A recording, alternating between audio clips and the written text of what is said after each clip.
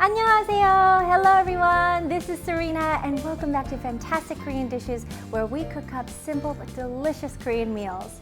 Today we're going to be making Gamja Jeon, or also known as Korean potato pancakes. Now in the Western world, French fries might be a favorite comfort food. Well, in Korea, Gamja Jeon is a popular comfort food, and today's recipe is going to be very hard to find on the internet. It is a very special recipe that you can only find here because it creates the most delicious potato pancakes you will have ever tried. It is crispy on the outside and chewy on the inside. All right, everyone, let's get cooking.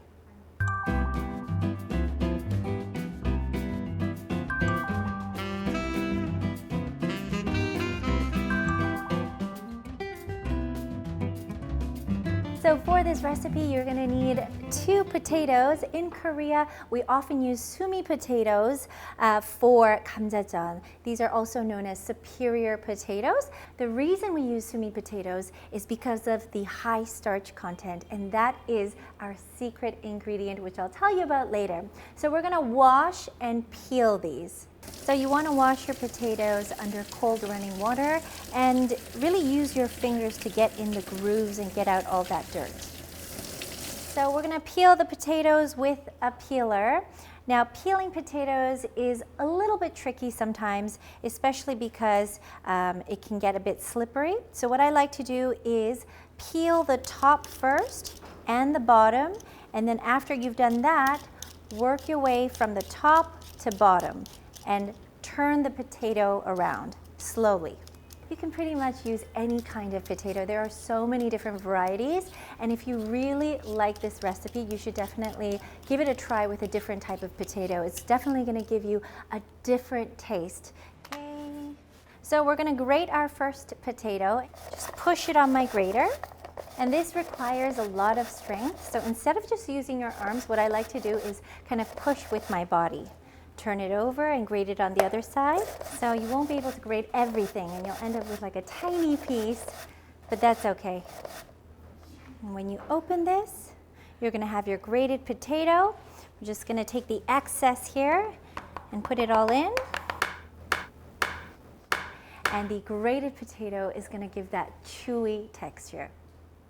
Next, we're going to take a bowl with a strainer. Put the strainer on top. And we're going to put the grated potato in.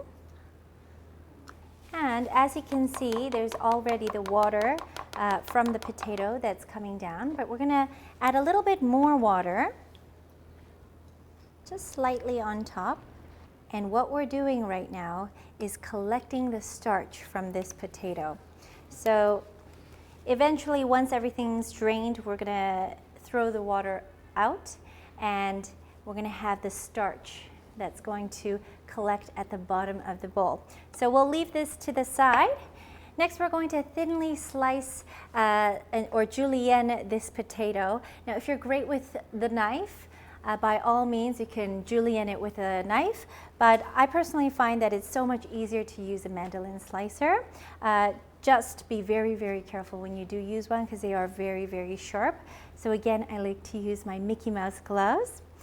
Okay, we're going to grip the top. Make sure you have a good grip. So we're going to use one potato and we're going to slice it up on our mandolin, and the other potato we're going to grate it on a grater.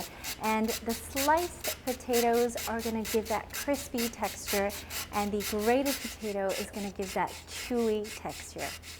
So it should slice up like this, just very, very thin slices. And later we're going to add the starch to the sliced potatoes as well as the grated potatoes, and the starch is going to act like the glue for both types of potatoes. Next, we're going to put the sliced potatoes in a large bowl, and we're going to rinse it a couple times under cold running water just until the water is fairly clean. So the reason we're going to rinse the sliced potatoes is because we are going to try and remove as much starch as we can from them.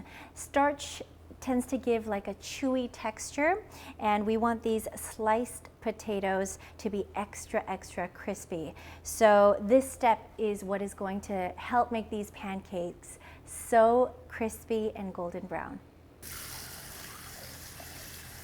So you want to just gently move the potato slices around, and you'll see that the water is going to become very translucent and almost gray. And there's going to be a lot of bubbles, so you want to remove that. And usually it takes me about 2 to 3 rinses to make the water clear. One more time. And I'm going to give it one last rinse. And as you can see, the water is pretty clear. This time I'm going to remove as much water as possible. That's good. One more time, just to get any of that excess water. Oh, we lost one. Okay, that's good. Next, we're going to need 1/4 of an onion, and we're going to slice it thinly. We're going to julienne it, same thickness as the potatoes if possible. And by doing that, it's just going to make sure that cooking time is the same for all of the ingredients. As well, onions contain a lot of moisture, so if you chop up the onions too thick, then it's going to become very soggy. So to reduce that, we're going to slice them up nice and thin. To the big bowl of sliced potato, we're going to add the grated potato. And then, so this is the bowl of water from the grated potato, and you'll see very murky water, and at the bottom you'll see a very thin layer of white powder, and that is the starch. So what we're going to do is remove the water and then put the starch in our batter. So we're going to carefully pour the water out, and all you'll have left is this white powder at the bottom, and we're going to scrape that with a spoon. And it might be a little bit difficult because it's going to be like stuck right at the bottom of the bowl. So you really have to scrape it well. And then you're going to pour it into the bowl. And then it's going to get stuck on your spoon too. We have a little bit left, so I'm going to put that in as well. Wonderful. Next, we're going to add in some pancake mix. This is Korean pancake mix, so it does have a bit of seasoning inside. We're going to put 3 tablespoons of this. 2, 3. And if you like your pancakes even crispier, you can use Korean frying mix. So then we're going to add a little bit extra salt, so just maybe half a teaspoon. And finally, we're going to add our sliced onions. Next, I'm going to just mix everything together. Just be careful you do it in a very gentle way. You don't want to mash all the ingredients together. Just gently. Just make sure that everything is mixed well. All right, now everything looks like it's mixed well together. Now don't expect like your typical batter. So if you take a look at the ingredients, they feel like they're not really sticking together, but once you put them on the fry pan, magically everything will stick together. So don't worry too much about the fact that it's not very like liquidy. So we're going to fry this on a medium-sized pan, and it's going to create 2 pancakes. I think it's perfect for 2 people. So I've set the pan to medium-high heat, and once you feel that it's hot, we're going to pour in about 2 tablespoons of grapeseed oil or any other vegetable oil that has a high smoke point. You want to make sure you have enough oil and not too little oil because the potato pancakes do absorb a lot of it. Okay, so this makes 2 pancakes, so we're going to put in about half into the fry pan.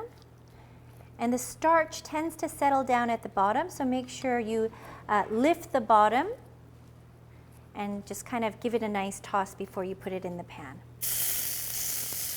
And just make a nice circle. Make sure you don't have too many holes inside.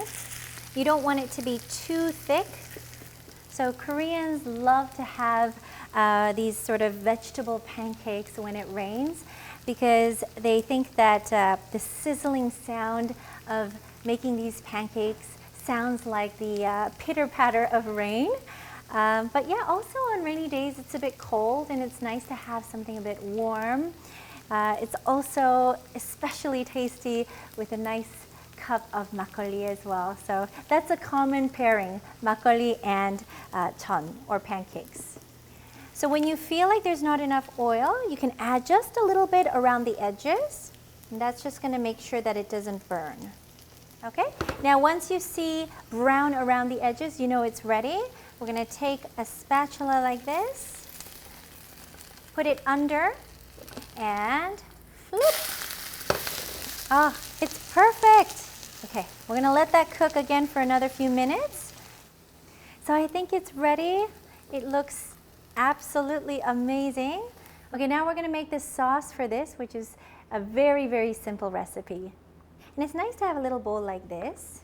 So 1 part soy sauce, and because that's very salty, you want to add 1 part water. So 1 tablespoon of water, and then a pinch of roasted sesame seeds. And I like to crush it in between my fingers to really release that flavor.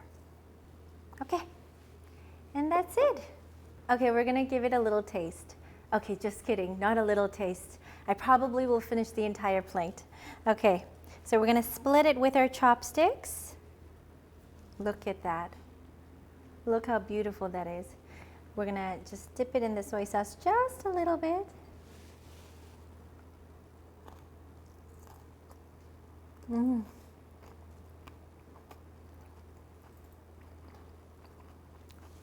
I don't know if you guys can hear this, but it is extra crispy and chewy and so tender on the inside. Oh my gosh, this is so good. But you know what's missing? Makgeolli, rice wine. Oh my gosh, with those two, it's just gonna be absolutely heavenly. And there you have it, one of Korea's favorite comfort foods. It is so crispy and so chewy. How many times did I say crispy and chewy in this video? Let me know. It is crispy, chewy, so delicious, and it's great for the entire family. It's also vegetarian, and it makes for a great snack, but it's also very filling and so warming. So you will definitely not regret making this. And if you make it for someone else, they will love you. I promise you. All right, that is all for today. I hope you guys enjoyed this recipe. I will be back with more fantastic Korean recipes. Have a wonderful day. Stay happy, stay healthy, and I'll see you soon.